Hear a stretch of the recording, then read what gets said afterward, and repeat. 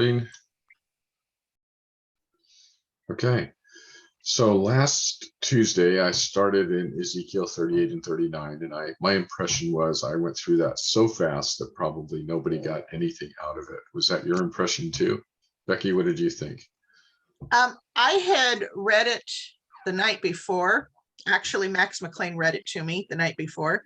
And so while you were in it, I was making sense of it, but it wouldn't hurt my feelings or my brain to go over some of the key points again. Yeah, that was, I thought, man, I just went through that way too fast. I don't know what happened. I think I was probably thinking of, well, I don't know, but went through it very quickly. So I know that there were questions. Why don't we start with those and then we'll get back into the text. So I know, Shirley, you had some questions or comments. I can't find my list now. Oh no, you had It was a whole list. It was 45 questions. It was only a couple of moments, but I can't find the paper that had them on there. Maybe we start talking again and come back to me. They'll come back to you. Okay. So just to kind of summarize what some of the things I said last week about Ezekiel 38 and 39. So it's referred to, this section of scripture is referred to as Gog of Magog, or sometimes Gog and Magog. And it's referred to as a prophecy or an oracle. Those words are interchangeable. So I might say the Gog and Magog Oracle or the Gog and Magog prophecy. That's what I'm referring to, Ezekiel 38 and 39. The reason we're looking at it is because in Revelation 19 and also Revelation 20, this prophecy is referred to. In Revelation 19, it's referred to by the call of the angel giving an invitation to all the birds of the heavens to come and feast at the great supper of God, and to feast on the slain, basically, and on the horses and kings and captains and mighty men. And this comes out of Ezekiel chapter 39 at the end of this oracle. And then in Revelation 20, verse 7, John writes that the nations he's talking about the nations from the four corners of the earth, just meaning all the nations. It says the nations from the four corners of the earth, comma, Gog and Magog, comma. And it's clear from the way he's writing that Gog and Magog there is the name that's being used for the nations from all over the world. And so those two things from the Revelation are referring back to Ezekiel 38 and 39. And Ezekiel 38 and 39 is referred to in other places of the Revelation, but not so clearly and not so extensively. So the question is, what's the relationship between Ezekiel 38 and 39 and the book of Revelation, particularly chapters 19 and 20? And the answers to that question range from the standard, say, dispensational answer, which is Ezekiel 38 and 39 is a prophecy that is fulfilled in Revelation 19 and 20. And so it's a one-to-one correspondence, that prophecy fulfilled in Revelation 19 and 20. And you might recall that if you look at Revelation 19 and 20, in Revelation 19, you have the rider on the white horse, and then you have the feast of the birds. And so it's the rider, then the feast. And in Revelation 20, you have the 1,000 years, and then you have the reference to Gog and Magog. And so on the dispensational way of reading Revelation, they've got generally chapter 19, the rider on the white horse is the return of Christ in the dispensational scheme. So they have the return of Christ followed by the feast of the birds, which comes from Ezekiel 39, followed by the 1,000 years, followed by Gog and Magog. And so you have the Ezekiel Oracle 38 and 39, which is divided by the 1,000 years on the dispensational way of understanding Revelation. And so what most dispensational authors do is they say that this battle of Gog and Magog that's being described in Ezekiel 38 and 39 is actually takes place in two parts that are separated by 1,000 years. And there's, as I mentioned, there's nothing in the text of Ezekiel 38 and 39 that would suggest that, but that is necessary if the dispensational understanding of what's happening in Revelation 19 and 20 is accurate, and if it's also accurate that Ezekiel 38 and 39 is a prophecy that's fulfilled in Revelation 19 and 20. So on the dispensational view, battle in two parts, separated by 1,000 years. One is past and one is future, or both are future? Both are future for us because they both occur after in the dispensational view, they both occur after the return of Christ. So on the dispensational view, again, Christ returns. That at that point, or immediately preceding it, I think actually on the dispensational viewpoint, on the dispensational viewpoint, it goes like this. Battle of Gog and Magog, part 1, return of Christ. Christ reigns from Jerusalem on earth for 1,000 years. At the end of that 1,000 years, Gog and Magog, part 2. And then the eternal state. That's the general outline that dispensationalists follow, and I just noticed that that actually isn't the way, that's not the way it's presented in Revelation 19 and 20, because Revelation 19 and 20 would present it like this. Second coming, Gog and Magog, part 1, 1,000 years, Gog and Magog, part 2. So it's slightly different. And that assumes, of course, that the millennium is a future 1,000-year period that begins with the return of Christ to earth and then ends at the final judgment. And there's, as we know, there are different ways that the millennium is understood, and not all of them see it that way. Another view of Ezekiel 38 and 39 is that it is a prophecy fulfilled in the period of time between the testaments, usually the Maccabean period.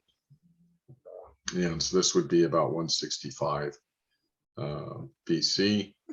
And people tend to think that this involves a king of Lydia. We didn't go into that very much. I'm actually not very familiar with that. Everything I've read on it so far doesn't make me think that it's credible. But that's another option that people have understood about Ezekiel 38 and 39. The third option is that Ezekiel 38 and 39 is fulfilled in the events of the book of Esther, which is Haman raising up and getting all the nations of the world that are surrounding them. That would be the Persian world, that are surrounding the Jews who are scattered throughout the Persian Empire, to annihilate them. But God delivers the Jews miraculously, and we kind of went over that. And some of the things in the text would at least point to an ancient battle with ancient weapons involving the same countries and city states that are mentioned in the book of Esther, and a couple of other significant things that kind of might say that this is fulfilled in the book of Esther. And a fourth view is that this is not a prophecy. That is, it's not a prophecy in the sense of this is Gog of Magog is actually an actual person of an actual land, but that this is a kind of an idealistic portrayal of how God will deal with his enemies. And what Gog and Magog talks about from that point of view is that Gog and Magog Oracle starts with God saying to Gog of Magog, it's not two places now or two people, it's one person, Gog of the land of Magog, he's the chief prince, talking to the one person and saying, I'm going to put hooks in you and pull you over here. And so the pictures of God sovereignly arranging the destruction of Gog, the enemy of God's people, and the alliance, Gog, with all the alliances that he has against God's people. So God arranges the situation, brings the enemy over and surrounds his people And it looks to all the eyes of flesh, it totally looks like, the powerful forces of the world are going to crush God's kingdom and his people. But the actual fact is that God has arranged this to display his glory. And so he brings Gog and all of the warriors against his people, and then he destroys them miraculously with fire from heaven. And this is for the purpose of making himself known. And he says that 7 times in Ezekiel 38 and 39, that I'm doing this to make myself known, and that you might see my glory. And so idealistically, then the point is that God is in control of all of history. And even when things look bad, God is still going to bring about his good purposes for the good of his people and the glory of his name. And so that is certainly true. And a lot of interpreters see the entirety of the Gog and Magog Oracle to be just that. It's just this idealistic understanding or reminder. And then there's kind of a hybrid view that says Gog and Magog is not about any particular enemy, but about any enemy that arises in the last days. So the difference between the idealistic type view that I just described and this second view is that the time period. So the idealistic view says whenever this happens, doesn't matter if it's in the last days or not, just whenever, God is always in control. And that's the thing we're supposed to remember. But many interpreters take Ezekiel 38 and 39 and see it as some picture of things that happen right around the end of history. And so, but it's not a prophecy in the sense of a one-to-one correspondence, but it's an idealistic picture in that view. So you can see you have a whole range of how these 2 chapters are interpreted. And so one of the points I made last week was that when we look at Ezekiel 38 1 and 39 1 and Revelation 20 verse 7. Let's look at those. Oh, maybe it's 38 1 and 2 probably. Yeah. 1 and 2, because 1 is very short. 38 1, the word of the Lord came to me, Son of man, set your face toward Gog of the land of Magog, the chief prince of Meshech and Tubal, and prophesy against him. So this is a prophecy against one person, Gog of the land of Magog, who is the chief prince of Meshech and Tubal. And it's going to involve other peoples from around there. There's an alliance that's going to be talked about, but basically it's a prophecy about one person, Gog, who has not been satisfactorily identified by any of the commentators. Chapter 39, verse 1. Well, I have heard that God meant Antichrist. Right. It's prophetic of the Antichrist. Right, and that's part of that dispensational interpretation where the Antichrist gathers together all of the nations, and Gog is identified, or Gog and Magog are identified as Antichrist on the dispensational interpretation, because he is performing the gathering together of all the nations against God's people on the dispensational understanding. And so who does that in the end times according to the dispensational understanding? Well, that's the Antichrist. So that's how they arrive at that. Okay. Yeah, chapter 39, verse 1, and you, son of man, prophesy against Gog and say, thus says the Lord God, behold, I'm against you, O Gog, chief prince of Meshech and Tubal. So again, it's continuing the same prophecy. It's just one person. In Revelation 27. But according to the preterists, it's another part of the land, right? Gog is. What is Gog according to the preterists? Oh, so there's there's no consistent there's no consistent identification of Gog in a preterist viewpoint, because, and that's because I think most preterists would understand the references in Revelation to the Gog and Magog Oracle to be just referring to the, it would be more idealistic, referring to the idea that it's God, not God, God who is behind all of this and who will defeat his enemies. So there's no identification of Gog with any particular person. In most preterist, most amillennial, most postmillennial, most historic premillennial, they're mostly all idealists. Mostly idealist. I think dispensationalists are the only ones who are as a group would identify Gog with a particular person, in this case the Antichrist. Becky, I think you had a comment or question. Yeah, well, kind of both.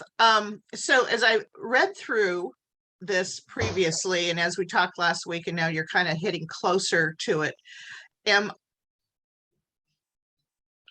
let's see, how do I phrase this? As I was reading it, Gog came out to me as an individual titled leader type person. And it didn't necessarily have to be the same person over and over again. It was a title assigned to a leader.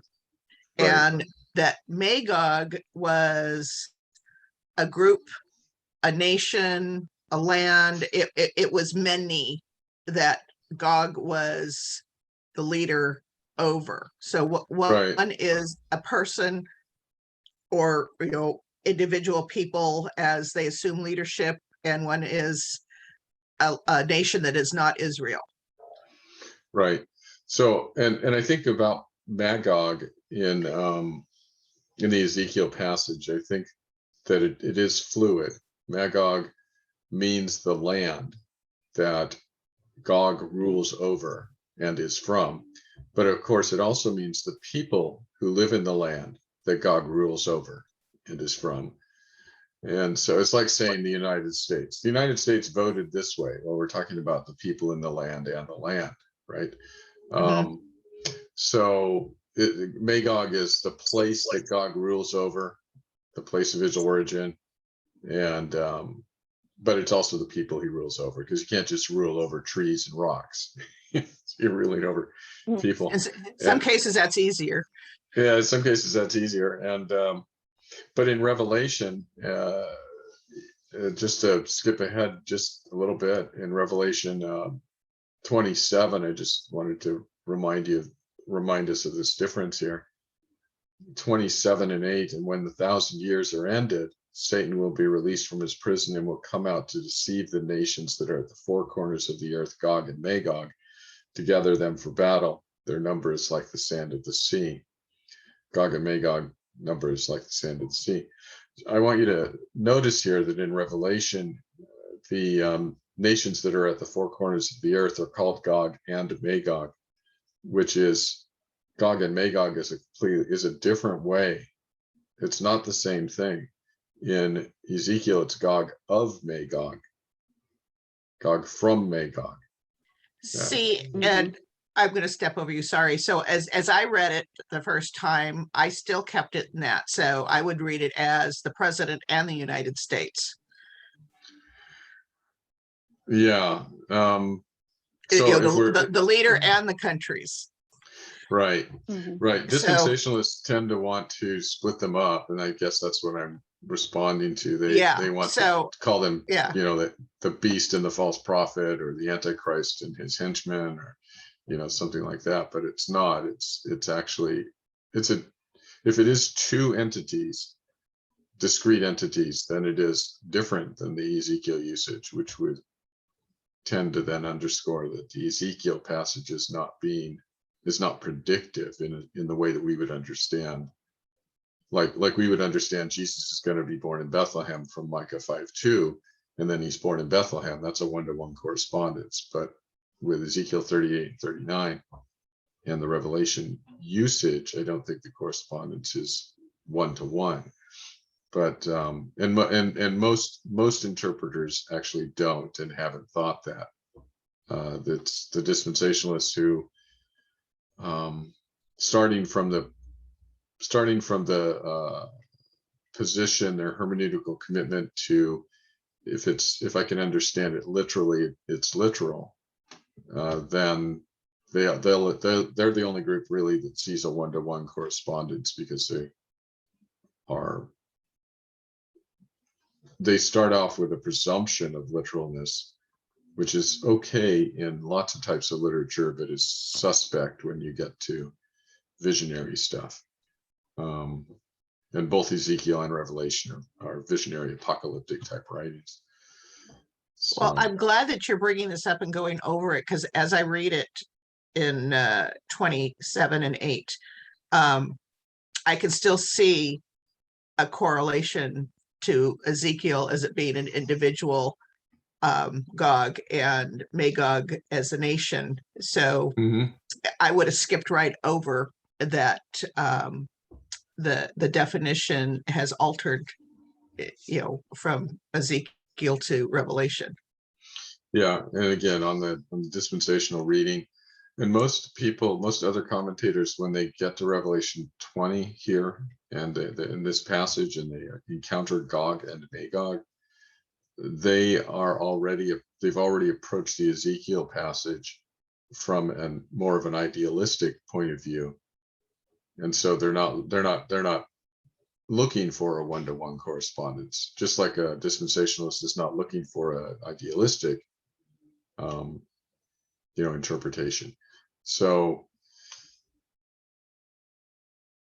yeah, so when they read it, they understand it to just be a reference that means, oh, just as God in the Old Testament passage gathered allowed or gathered or orchestrated the bringing of Gog to surround his people, and then God himself defeated them for God's own glory, that the reference here in Revelation 20 is meant to convey to the readers, when you see the evil forces gathered around God's church, remember Gog of Magog.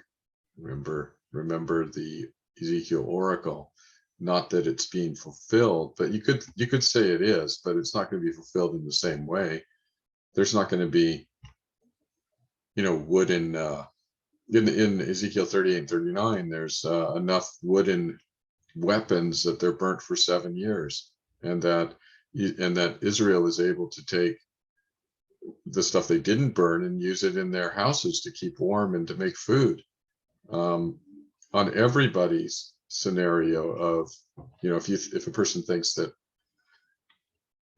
Revelation 20 is talking about a time in the distant future, after, at the end of the 1,000 years, nobody supposes that there's no electricity or gas or solar, and people are using wooden weapons. Nobody thinks that. And so nobody brings it over. Well, that's probably an overstatement. There are a couple of people who bring it over, but they don't represent, they don't represent it. Yeah, Shirley.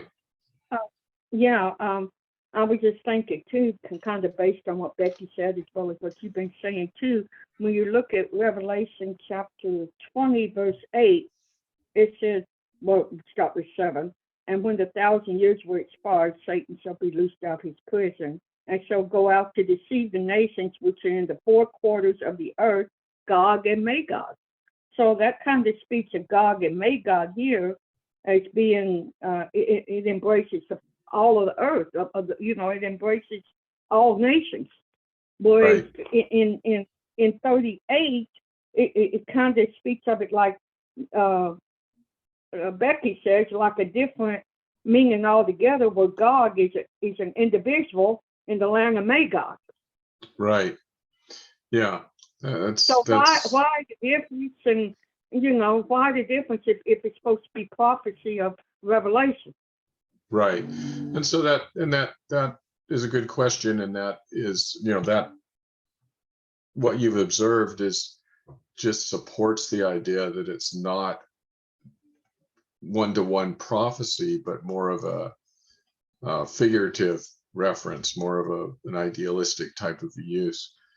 And so what turns out then is that in the Revelation, if it's not being used as a one-to-one prophecy, then the option then is that it's being used in both places, in chapter 19 and in chapter 20, to just remind the readers that God is in control of history, and God is faithful to bring about what he has said, and God will protect his people, and all they need to do is trust him. And they don't pick up arms against the enemy. They trust him, and they rely on God to deliver them, and God will, in whatever the situation is. So, and in Revelation 19, when it talks about the Feast of the Birds, it is a quotation or a partial quotation from the Ezekiel chapter 39, but it's not unique. In other words, what I'm saying is the idea of you will be fed to the birds is not unique at all. When David encountered Goliath, Goliath said to David, I'm going to feed you to the birds. And then David said back to Goliath, I'm going to feed you to the birds, you and everybody with you. And it comes up several times in the Old Testament that this was kind of it's a kind of a phraseology that basically means you'll be completely humiliated and defeated. And so when we have the picture in Ezekiel 38 and 39 about the Feast of the Birds, you could take it literally, but David, when he said it, he didn't mean it literally. And it's not a literal thing. It's an idiomatic saying. Basically, it's you're going to be defeated. I'm going to be the victory, the victor here. So it would have been understood in a Jewish context as not a picture exactly of what's going to happen exactly, but of a mental picture of complete dominance, the complete defeat of the enemy. So, well, would it be possible too that they just name, okay, in Revelation they read what was the four quarters of the earth, that they name a certain part God after this leader or whoever this was in 38, like we name things after people here, right now, we'll name a street after somebody famous or something. Is it possible that something like that happened and they named a portion of the land Gog in reference to this individual that was spoken of in Ezekiel? Well, it's, that is possible. I think that it doesn't usually, I can't think of anybody who's raised that, but it's possible, but not, it would be, I'll say it like this. It would be impossible for us as the readers to know that that's what's happening. So, we can only deal with this text and the other text and compare them. And the only things that we can draw what we can draw is, so there are two possibilities, right? There's the possibility that it's a one-to-one prophecy. Once we ruled that out, though, then we can't say with absolute certainty the identity of the details. All we can say is the big picture looks like this. Does that make sense? We can only say the details are identifiable if they're if we have more than just mentioned once. But if we have these different, if they're different, then all we can say is what's being brought across is the main point or the main flow or the thought or the teaching, and not the entire thing. It is possible that it's not impossible that John thought that Gog was half of the world and Magog was the other half of the world or something like that. But again, we would not know that. We would not know that that was his thinking. We would have no way to verify that. So yeah. So it's not responsible. It wouldn't be responsible of us to say this is what he must have meant, because that's not the only possibility. So, If we're Right, just, right, right. you know, so We'll so never we're not. understand it all to get to heaven, that's for sure. That's for sure. So in my way of understanding, my way of reading the passages and comparing them together and thinking about Gog and Gog of Magog in the Ezekiel passages, my conclusion is that in Revelation, it's not two battles split by 1,000 years. It's not being used in the same way. It's not, John is not using Gog and Magog in a way that says he's trying to do or a fulfillment of predicted prophecy. He's using it in a way that says, what that passage is about, take the lesson from there and apply it to your situation. And so he's doing more of an application than he's using key words to let people, remember it, but he's using them in such a way that you can see that it's not identical. So I think that's what's going on. So the question, one of the questions about Gog and Magog is that in the Gog and Magog passage, Ezekiel 38:39 talks about this will happen in the latter days. And so we want to talk about latter days a little bit. And let me see if I can find where it says that. It says that many times. It says it twice, actually. Latter days.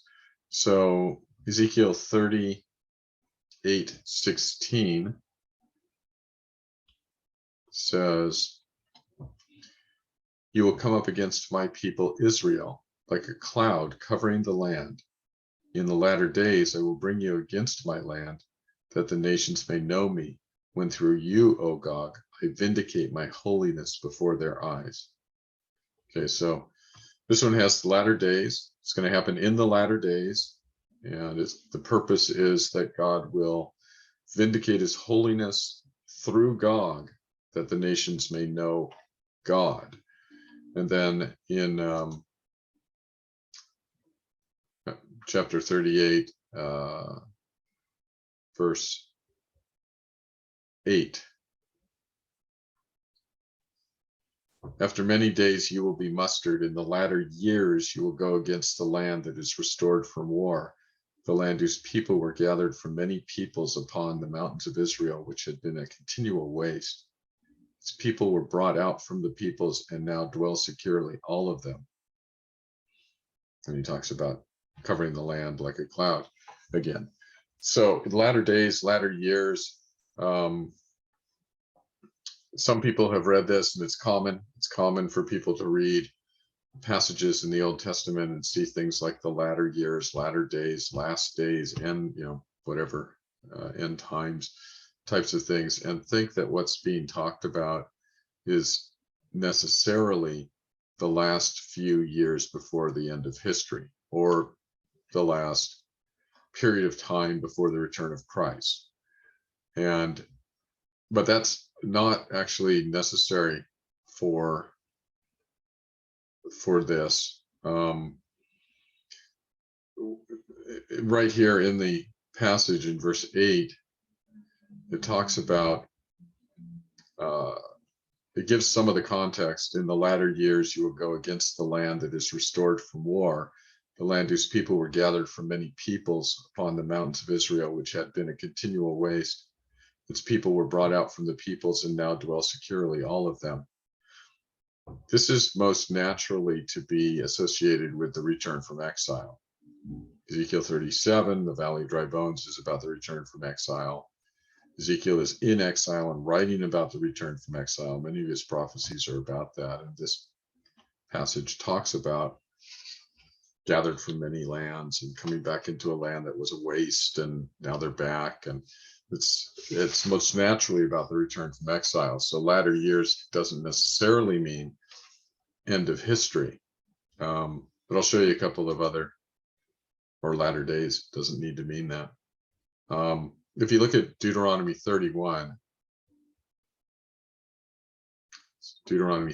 verse 29. So this is Moses's song, or not song, his He's talking to Joshua, and he says in verse, I'll just start in 24. When Moses had finished writing the words of this law in a book to the very end, Moses commanded the Levites who carried the Ark of the Covenant of the Lord, take this book of the law and put it by the side of the Ark of the Covenant of the Lord your God, that it may be there for a witness against you. For I know how rebellious and stubborn you are. Behold, even today, while I am yet alive with you, you have been rebellious against the Lord. How much more after my death? Assemble to me all the elders of your tribes and your officers, that I may speak these words in their ears and call heaven and earth to witness against them. Verse 29, for I know that after my death, you will surely act corruptly and turn aside from the way that I have commanded you. And in the days to come, or the latter days, which is the same phrase from Ezekiel, latter days, days to come. And in the days to come, evil will befall you, because you will do what is evil in the sight of the Lord, provoking him to anger through the work of your hands. The latter days in this passage, and I think surely if you have the King James, I think it does say latter days there, but it's the same phrase as in the Ezekiel passage, latter days. Moses is not, he's not talking about the end of human history. He's talking about, after I die, you're going to start behaving wickedly. That's what he just said in verse 29.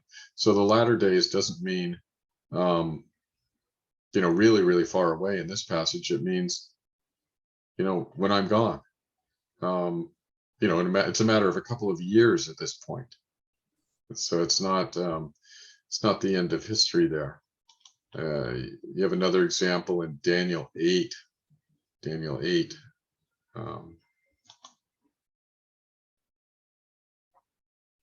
And Daniel's having a vision, verse 18. And when he had spoken to me, there's the angel. When the angel had spoken to Daniel, he writes, I fell into a deep sleep with my face to the ground, but he touched me and made me stand up. And he said, behold, I will make known to you what shall be at the latter end of the indignation, for it refers to the appointed time of the end. Here's the latter end of the indignation. This sounds like a end of the world type of thing. And then he explains it. As for the ram that you saw with the two horns, these are the kings of Media and Persia, and the goat is the king of Greece, and the great horn between his eyes is the first king, and the horn that was broken in place of which four others arose, 4 kingdoms shall arise from this nation, etc. This is about the period of time between the end of the Median and Persian kingdom and the rise of Greece. So this is stuff that happens BC. This is BC stuff. But it's the end of the appointed time of the end. It's the latter part of the indignation. It's not a The other thing I've heard in Ezekiel 38:8 that you read, that actually pertains to the Holocaust in World War II. With Hitler. Yeah. When all the Jews were being slaughtered by Hitler. Yeah. I heard that latter days there, that pertains to that. I don't know if you've heard that or not, but I've heard it. I'm not surprised by that.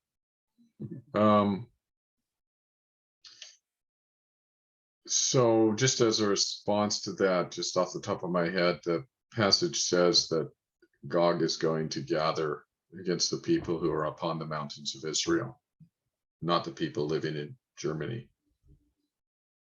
Mm-hmm. So, but I wondered where they got yeah, that from. Really. yeah, I just, yeah, I'm not sure where they get that. I know how it happens though, that people have interpretations that don't quite fit the text, and I'm guilty of this. I'm sure. I know I have been in the past. I'm guilty and probably still, and I'm just not aware of it in some places. But we have an idea that we think that basically it happens like this. You have an outline of how you think history is going to work out and what types of things the Bible is talking about in the big picture. And then what you do is you try to make the details fit the big picture. And if you don't have the big picture right, then you get the details wrong. So that's what happens. So let me look at one more in the Old Testament. I think so. Daniel 10:14 has the same type of thing, but let's talk about the latter days again in Job 42:12. Job 42:12. And the Lord blessed the latter days of Job more than his beginning. And he had 14,000 sheep, 6,000 camels, 1,000 yoke of oxen, and 1,000 female donkeys. Obviously, the latter days of Job are not, at the end of time. It's at toward the end of Job's life. So the point is that the phrase "in the latter days" or "in the latter years" doesn't automatically mean at the end of history. It could mean it's at the end of something. In Job, at the end of Job's life.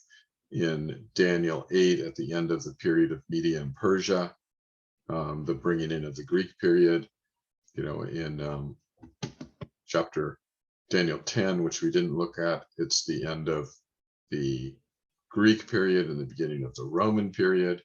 So you have latter days being used a lot of different ways. And so we can't just assume that. And then we have one other place, at least. Let's see, that I wanted to look at in Ezekiel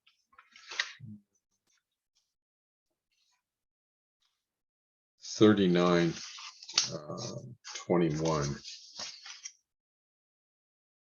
Let's see. 39:21.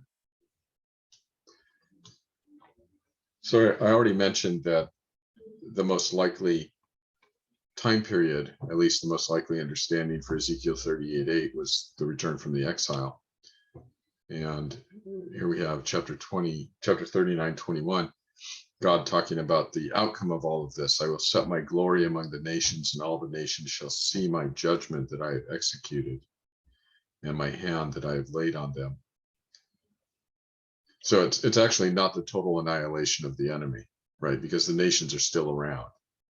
He's defeated Gog by this point, and they've all burned up in a fire.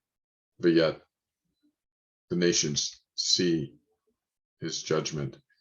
And the house of Israel shall know that I am the Lord their God from that day forward, and the nations shall know that the house of Israel. So here's the thing, the nations are supposed to learn something. Verse 23, and the nations shall know that the house of Israel went into captivity for their iniquity, because they dealt so treacherously with me that I hid my face from them and gave them into the hand of their adversaries, and they all fell by the sword. I dealt with them according to their uncleanness and their transgressions, and hid my face from them. This is the summary of the Gog and Magog Oracle at the very end. This is what God, he's saying, I'm doing this for this reason. And the reasons are that he would set his glory among the nations, that the nations would see his judgment and see his glory, that the house of Israel would know that he is the Lord, and that the nations would know that Israel went into captivity for their iniquity, and that it was God that gave them into the hands of their adversaries, and it was God that let them fall by the sword, because he was dealing with them according to their uncleanness and their transgressions. This is a return from the exile setting, most naturally, because the question that is being addressed is, these are the people, they're worshiping this God, but that God was so weak, he couldn't even protect them from the Babylonians who sent them into exile. They went into exile because their God is too weak. That's a common way of understanding historical events. You are defeated, your God is weak. And God says, no, I'm going to save them and rescue them from all the nations to show that I'm not weak. It wasn't because I was weak that they went into exile. It was because they were sinful. I brought the enemy against them. I sent them into exile. So this is the lesson I want the nations to learn. Now, that's a really good lesson, and that's something you can understand. The difficulty with this being about some future battle for us, is that nobody's going to be thinking of that question. There's nobody that's going to be thinking, why did the Jews go into exile in 586 BC? It's because God was weak. Nobody's going to be thinking that. And so if we were to take this Ezekiel passage and do a one-to-one correspondence with Revelation, that would mean that people would have to be thinking that, but they're not. Nobody's going to be thinking that. So it's just not a natural thing to be thinking in our context, but it is natural in a BC context, right? It's natural for that. And so there are many, many indications in the Gog and Magog Oracle that what's being talked about is a local context, not a far away context, but something close by in years, something in the BC context. And you've got your ancient weapons, you've got Israel living in towns of unwalled cities and things like that. We talked about some of these before, but they were not living in Jerusalem that had walls. Well, this is the time before Ezra and Nehemiah. Jerusalem has had walls ever since then. And so the Ezekiel passage is not a one-to-one thing. So that then brings us back to how's it being used by John, and I think idealistically is how he's using it.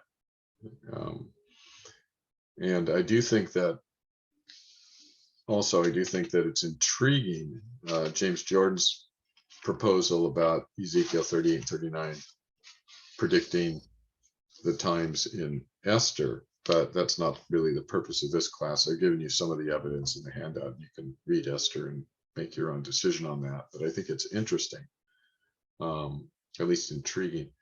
But as far as John's use, his main point, I think, in the Revelation is just to say, look at this. This is how God deals with history and how God deals. Things aren't what they seem, right? Things aren't what they seem. When you're surrounded by the enemy, things aren't what they seem. When God's people go into exile, it looks like God is weak, but things are not what they seem, right? So this is how I think it's being used in the Revelation. So that's all the stuff I was trying to say in a more, but last week I just went through it way too quick. So hopefully this has been a little more clear. And but I know people will still have questions about these passages, and so I think next week we'll start with the questions, and then we'll move into Revelation 19 and 20 after that. Yeah, I think you've answered most of the questions that came to my mind. As you were talking, I popped in with them. But I do have one other question, and remind me next week that it's based on the white horse. Okay. And I'm going to write it down again, and hopefully I'll won't forget it this time, but I know the question now. But it's based on the white horse in Revelation chapter 6 19. and Revelation and 19. Okay, the white horse. I've heard a couple of interesting things about, especially chapter 6, and two different other interpretations, I guess you say, regarding verse 2, and they're very interesting. So it takes too long for you to discuss them today, but remind me of that. Okay, if you want to tell me your specific question, I can write that down, and then if you lose it, I'll still have it. Well, they all agree in Revelation 19:11 that pertains to Christ being on the white horse, second coming, and Christ being on the white horse. But right. in Revelation chapter 6, verse 2, I've heard two separate things. One thing is that it's the Antichrist presenting himself to the world as the Prince of Peace being on this white horse. And number two, and this is Catholicism, they believe it was the Pope. It's the Pope because they're saying that the Pope's color is white, he wears a crown, and that I mean, there's just a lot to say on that one. It takes them like the symbols of the Pope or a three-tiered crown, and I mean, it just goes on and on of the things I could say on that one. So that kind of gives you an idea of what it's about, and maybe you can elaborate on it next week. Yeah, be happy to. Yeah, the Revelation 6:2 is kind of comical when you read the various commentaries because they're all over the place. Those aren't the only two. Yeah. Those aren't the only two. How he's the third popular one is that it's Christ, and so you got Christ, Antichrist, Catholicism, / the Pope as the main interpretations, and they represent a couple of different end times groups, right? So yeah, I'll address that next week. And okay. Yeah, thank you for that. And all right, anything else? All right, I'll stop the recording